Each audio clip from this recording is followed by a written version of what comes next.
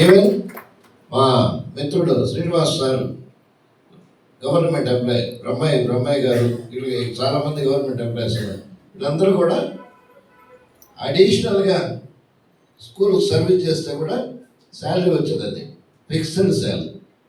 6 నెలలకు ఎన్నో నెలలకి అరియర్ సార్ ఏదో సార్ అదే అలాంటివి వస్తాయి తప్ప శాలరీ ఏదో పెరగదు.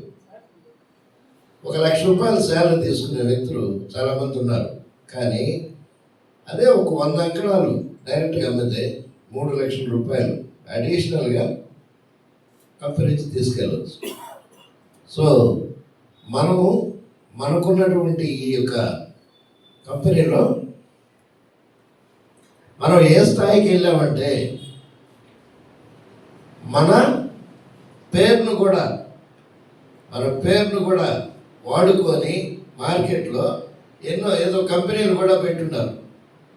అంటే ఆ స్థాయికి మనం, అంటే ఈ పేరుని మనం వాడుకుంటే మనం త్వరగా గుర్తింపు పొందవచ్చు అనే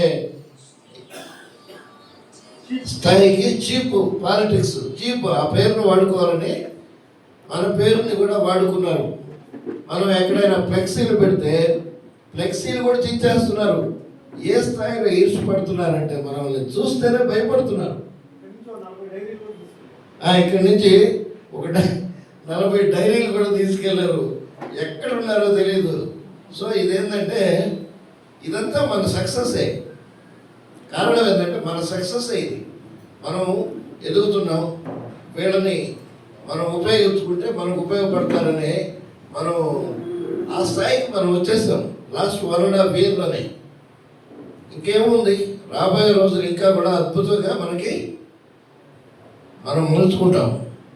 ముఖ్యంగా చెప్పాలంటే భూమి ఇన్ఫ్రా రియాలిటీలో మనం ఇచ్చేటటువంటి 65,000 70,000 ప్రైజు ప్రాపర్టీస్ ఎక్కడ ఏ కంపెనీలో లేవు. ఉంటే రీసెంట్గా ఈరోజు కూడా ఇంతకుముందే సుబ్రహ్మణ్య అన్న నాకు ఒక వాట్సాప్ పెట్టాడు. ఏదో ఒక లేఅవుట్ అంట, మిడతల రమేష్ గారు ఈరోజు ప్రెస్ మీట్ పెట్టినాడు. గవర్నమెంట్ స్థలాలు కూడా ఆక్రమించి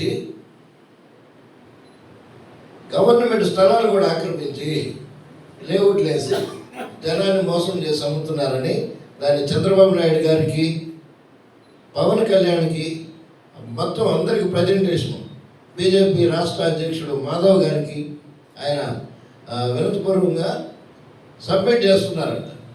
సో మన పేరు కాపీ కొట్టినోళ్ళే